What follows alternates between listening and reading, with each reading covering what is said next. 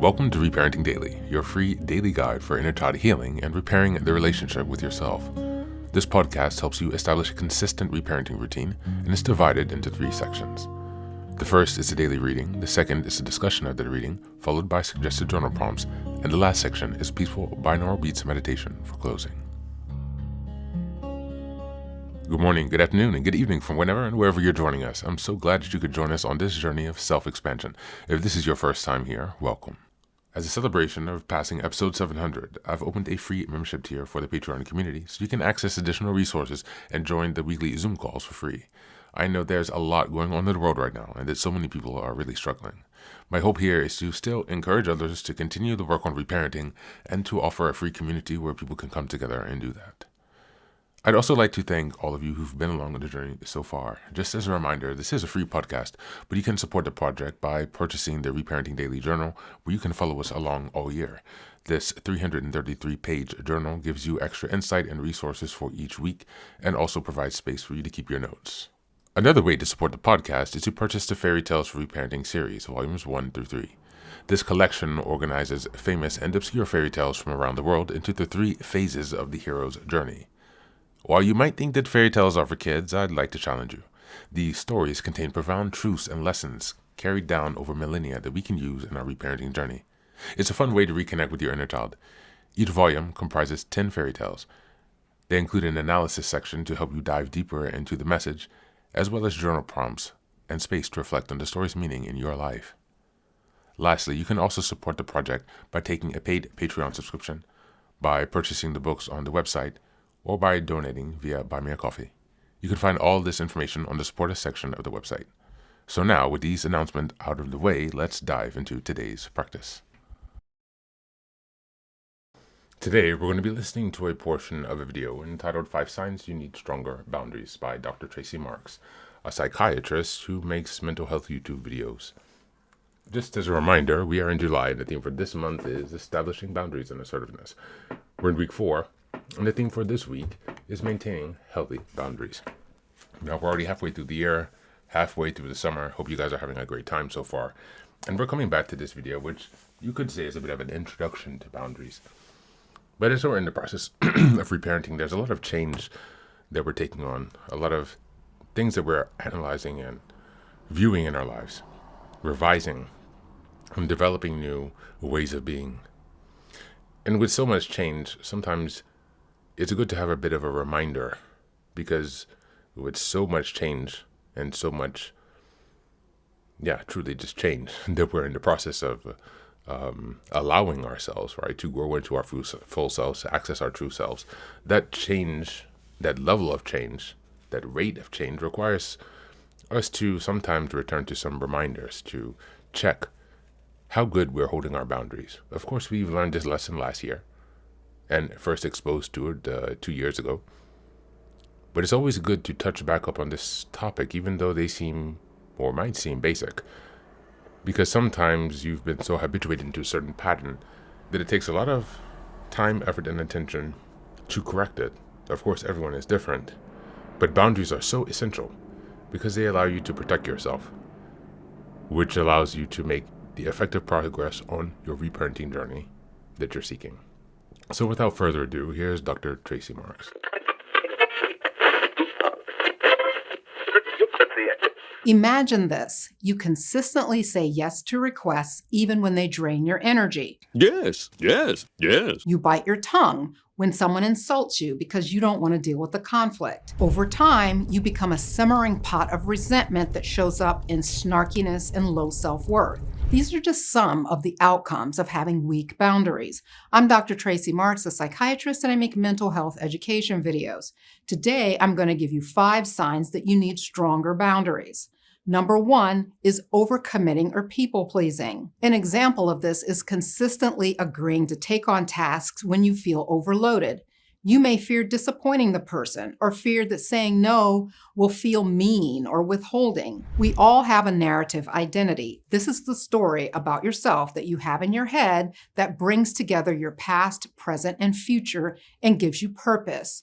I will talk more in detail about narrative identity and how to uncover yours in another video that will be linked to this one. Let's say part of your narrative identity is that you're not a selfish person, and that selfishness is saying no to something that you're capable of doing.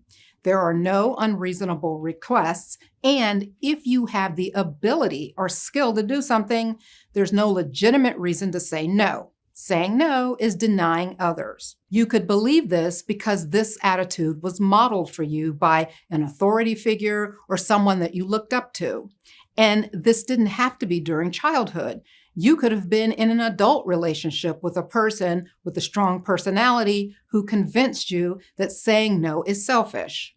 Or you could be very sensitive to other people's feelings and have a low threshold of tolerance for seeing people disappointed. Whatever the source, if this is your mindset, you will be prone to overcommitting to things and doing things that you really don't want to do, but feel obligated to do to spare someone else disappointment.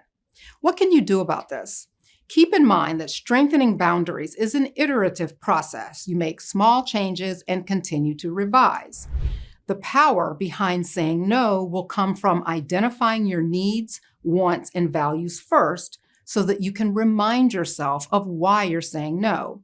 Your need or value is the justification for saying no. Then start by saying no to low-stakes situations. These are things that have the least personal impact. The small no's will help you build the confidence to say no to the bigger things, like things that only you can do, and lots of people would benefit if you would just give your time to this. To make saying no easier, prepare a script or rehearse a response for common situations, and remind yourself that saying no is an act of self-care and not a rejection of others. Number 2 is feeling responsible for others' emotions. An example of this is constantly worrying about making others upset or angry and changing your own behavior to keep people happy, even at the expense of your own well-being. An intervention for this is to develop self-awareness by recognizing when you're absorbing other people's emotions. When there are strong emotions in the air, practice distinguishing between what you actually feel and what the other person is expressing. You'll need to remind yourself that you're not responsible for how others feel. Number 3, being unable to express your personal needs or opinions. So in a relationship, you don't express your desires or opinions. You go along with what the other person wants, neglecting your own needs. And this is pretty common if you're conflict avoidant. You'd rather go along with what the other person says than challenge them or ruin the mood with your contrary opinion. Here's one thing you can do. Start by identifying your own needs and opinions in private through journaling or self-reflection or through the narrative identity exercise that I'll talk about next week. Think of opinions that you've held back on expressing for fear of starting an argument or being judged. Practice spontaneously voicing these opinions around people who are supportive and open-minded, so they won't mind you saying these things and give you the space to do so. This practice will help you build up to expressing them in situations where you can't predict the reactions. Number 4 is feeling guilty when prioritizing yourself. And this is related to being unable to say no, but this is specifically around the issue of putting yourself first when you do say no or think about saying no. An example is feeling a ton of guilt when you set aside time for self-care or personal interests. You don't feel good about doing that because you believe it's a waste of productive time or selfish not to be available to others. Here's an example. Let's say you're an accountant by trade, and during tax season, when you're working long hours, your friend asks you to give them a call later this evening so they can run some ideas by you regarding their taxes before they meet with their accountant. Or worse, your good friend asks if you don't mind giving their sister some advice, and you're not friends with their sister. Now, at the end of the workday, you're exhausted and you need downtime. The last thing you want to do is come home and spend an hour on the phone talking business with someone as a favor to a friend. You say no so that you can come home and watch television, but you can't enjoy it very much because you feel guilty that you're choosing television over your friend's request. What you can do here is challenge the validity of your guilt-inducing thoughts and replace them with affirmations that emphasize the importance of self-care. Recognize that taking care of yourself enables you to be more present and supportive of others. Number 5 is sharing personal information too quickly or with the wrong people. In this scenario, you overshare personal history or secrets in inappropriate settings or before you've established trust. A solution here is to develop a checklist of what information you are comfortable sharing, with whom, and under what circumstances. To help you get started, here are some topics to think twice about before disclosing: medical conditions and treatment, mental health conditions and struggles, issues with parents, siblings, or extended family, past trauma experiences, past problems in romantic relationships, controversial political or religious views, and finances like your salary, debt, and spending habits. This is not an exhaustive list, and they are not topics that are completely off limits. They are topics that require you to read the room first because they may make people feel uncomfortable, judged, vulnerable, or overwhelmed, just to name a few emotions that these topics could evoke.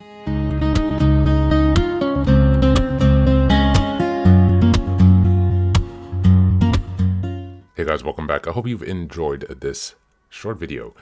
Please do click on the link in the show notes to listen to it its entirety. She has some other tips there at the end that will be quite useful for your journey. So as we reflect on this month, actually, not just this video, but on the entire month, the theme has been establishing boundaries and assertiveness. So as you listen to this list of those 5 signs, how do you feel that you fared from the beginning of the month until even now, a few weeks later? Have you noticed any change from your consistent efforts towards reflecting on your boundaries and putting efforts towards maintaining them and practicing and enforcing them for yourself and also for others? That's a bit of a reflection question, and normally we have more of a discussion, but that, excuse me, for me, that is really the ethos of why I wanted to share that, right? Because as you compare, or not really compare, truly compare yourself from the beginning of the month until this week now, do you feel that you've made any progress? Have you gained any new awareness, or has your response time in terms of your ability to implement boundaries when a trigger or a flooding situation arises, for example, have you seen any movements? Now, this video says 5 signs that you might need stronger boundaries, and that can give you a bit of a place to start your search to see how effective your boundaries are.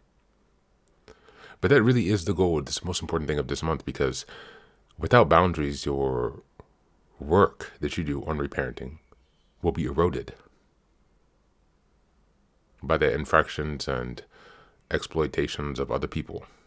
And so it is so important that not only respecting yourself in the process of learning the skills, seeking out the new experiences, but also establishing the boundaries that allow you to protect what you've built.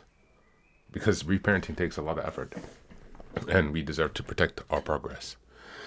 And so as we think about some reflection questions, actually the first one I already asked you. So we'll just reiterate that. From the beginning of the month until now, this last week of July, have you noticed any changes in your ability to set and enforce boundaries? Perhaps even your ability to notice when the boundary is needed. Number 2, where do you see the most benefits in your life from the progress you've made in setting boundaries? Not just within this month, but overall since you've started your reparenting journey, your inner work, inner child healing, whatever you want to call it.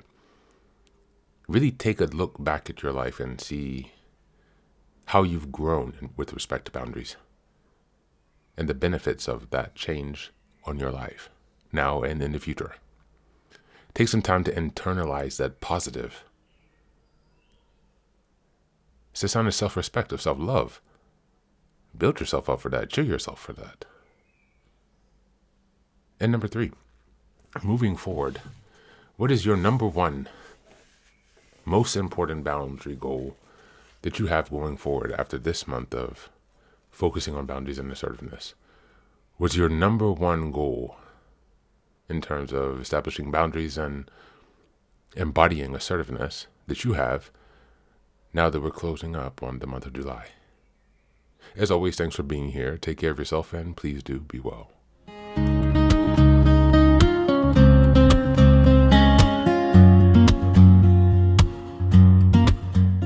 Welcome back.